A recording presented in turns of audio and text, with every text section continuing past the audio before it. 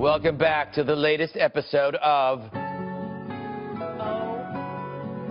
my God. Yes, it was Rachel Maddow's Y2K. As we sit on the brink of a nuclear showdown with North Korea, this manic mouthpiece fixates on a 12-year-old tax return belonging to Trump, and boy, did she sell it like a timeshare in a Florida swamp.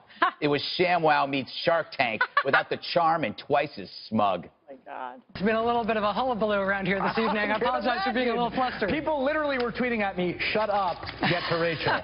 We've got some significant breaking news tonight. Donald Trump's tax returns have surfaced, at least a portion of Donald Trump's past tax returns. This is the first time we believe any federal tax returns for Donald Trump have been obtained by anyone, certainly by any news organization, since he became a presidential candidate, let alone president. Oh, my God. But rather than tell us anything up front, she tap dances like a barefoot drunk on hot sand. Maybe she'll break the news to us now.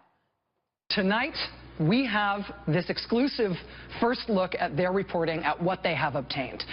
In just a second, we are going to show you exactly what it is that we've got. Whether or not you are a supporter of Donald Trump in general, whether or not you care what's in his tax returns, it ought to give you pause that his explanation for why he couldn't release them. Oh, jeez. So the more she delayed, the more we sense that maybe the tip of the iceberg is just a tip and there is no iceberg. But maybe she'll tell us everything now. Is he not as rich as he says he is? Is he not as charitable as he says he is? Was he, in fact, under audit when he was using that as an excuse to not release his tax returns? Was that worse than just a bad excuse? Was he really being audited? There's small reasons to be interested, right? There will continue to be unrelenting pressure to find Donald Trump's tax returns, to expose Donald Trump's tax returns. And I am sure it is only the start, but it's a start. And our little piece of it, we just got it. We'll go through it next. Next. What is wrong with her? A hybrid of Alex Jones and Alex Trebek, all trick, no treat. Let's give her one more chance. Let me give you the basics. Aside from the numbers being large, these pages are straightforward. He paid $38 million, looks like $38 million in taxes. He took a big write-down of $103 million. More on that later. If you add up the lines for income, he made more than $150 million in that year. Mazel tov.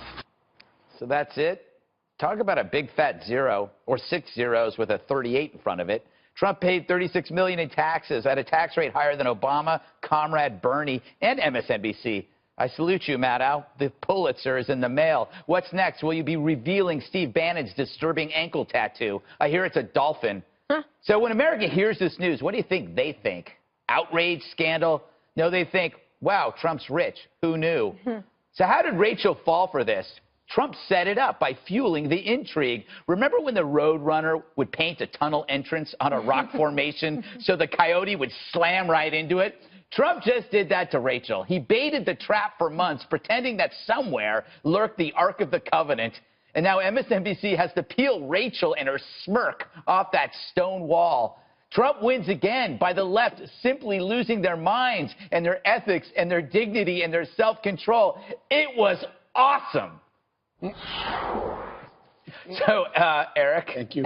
Thank you for coming to me first. Do you think she was right to milk this for all it's worth? I think she did what she does. She was milking it. She was, as media called, she trolled everybody. Yeah. But it was hyped. I'll be honest with you. I tuned right in, at the top of the show, and I was waiting, and I was waiting. The problem is she sold it as historically unprecedented, right? And then we get this, and in the aftermath, it's been compared to the Oscar fail by Warren Beatty. It's been compared to Steve Harvey's Miss Universe. It's been called a televised suicide career. Man.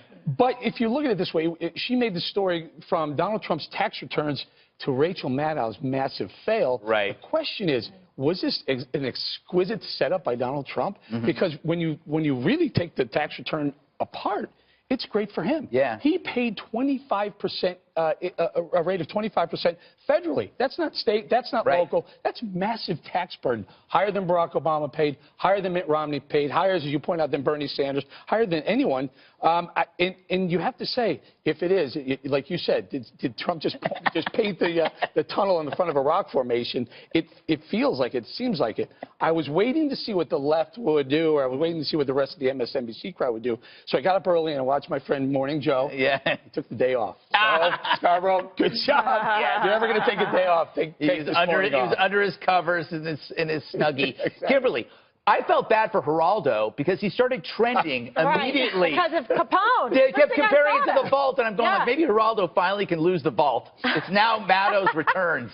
People were writing that on Twitter, so I was live for this national massacre. I don't know what was going on. So they said, you know, run upstairs, downstairs, doing O'Reilly with Dana. They said, go up and do Tucker. So I sat there with one earpiece and listening to her, one earpiece listening for, like, the big reveal. And all my texts. And Dana's text back and forth, and we were just, like, cracking up. And then just waiting for it, I'm like, wow, so this is a Fox News alert. Donald Trump is really rich. I mean, he wins again.